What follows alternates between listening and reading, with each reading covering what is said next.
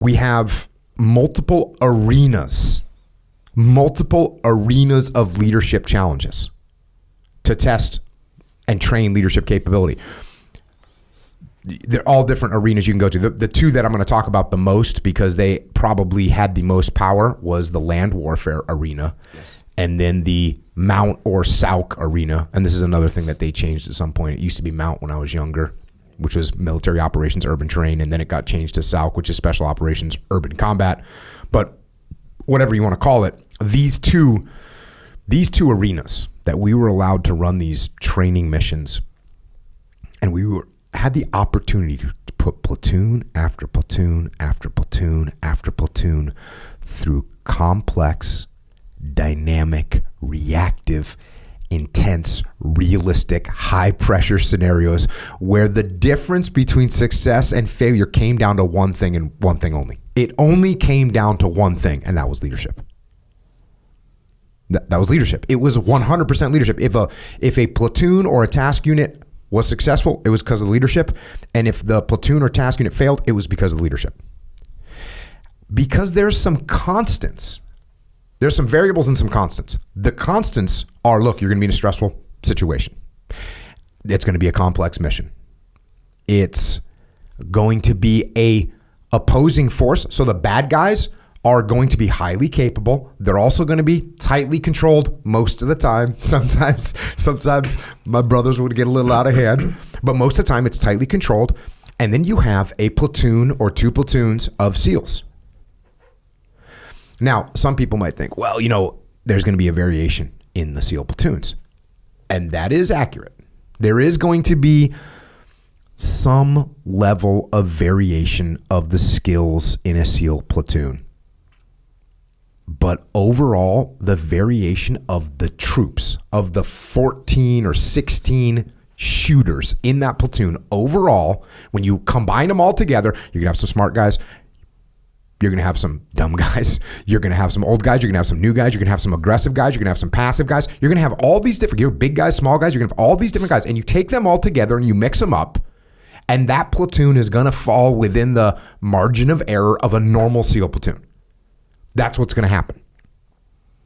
SEALs come in all different shapes and sizes, and that's just the net outcome that you get when you put them all together is a SEAL platoon, and they're all kind of pretty much the same thing. Look, there's a variance, like I said. There's a variance, but there's not one platoon that's filled with idiots. It just doesn't exist. There's not one platoon that's filled with everyone's a stud. It doesn't exist. Occasionally we get these stacked platoons, occasionally, and sometimes they'd implode and sometimes they do good because, again, you got the mixture. But what would happen when a stacked platoon? It just depends on how good the leader was. If the leader could contain those egos, that platoon could be great. If he couldn't, it would fall apart. So because the platoon is kind of the same functional thing within a margin of error, the only difference between success and failure ends up being the platoon leadership. And it doesn't really even matter where that platoon leadership is coming from. It doesn't really even matter. It probably took me 1 month to figure this out. It took me 1 month before I didn't care who the leader was. I didn't care if it was the chief. I didn't care if it was the platoon commander. I didn't care if it was the leading petty officer of the platoon. I didn't care if it was an E5, 3 E5s that were just awesome and they could make shit happen. That's enough leadership in a platoon that they can win all day. So you talk about when you were running training, it took you a month to really not care where that leadership came from, or when you were in your first platoon? I would say, no, when I took over TRADET, yes, I was watching, and at first I thought, hey, here's the job for the OIC, yes, here's the job for the platoon chief, here's the job for the assistant platoon commander, here's the job for the LPO. Hey, these are the roles and responsibilities. I wrote those roles and responsibilities out and gave them to people and issued them to people, and they were like, okay, this is cool. But then you'd realize you'd have a platoon chief that didn't know what he was doing, or you'd have an OIC that didn't know what he was doing. And so he couldn't handle that job, whatever that job was. Yes. But if you had a horrible platoon chief, but the LPO was a badass, it wouldn't really matter. That guy would just cover for him and make it happen. And maybe the chief is good at admin, And so he's kind of, oh, look, man, I'll take care of the paperwork over here. You got to do your thing. I mean, it's not like Leif Babin was relying heavily on Tony Efrati to handle the paperwork for Leif, right? I bet you Tony didn't know how to turn on a computer, right? Because that's not what his skill set was. And it didn't matter one bit. Leif's doing paperwork. His junior officer's doing paperwork. Tony's running tactics like Tony should be running tactics. But that can swap.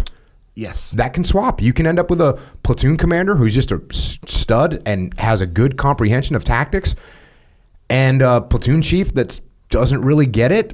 He's a good guy, but he's not going to add much from the tactical front. But so that's what it boils down to. It took me about a month to go, look, I don't care. As long as we have leaders in here, yeah, I'm happy.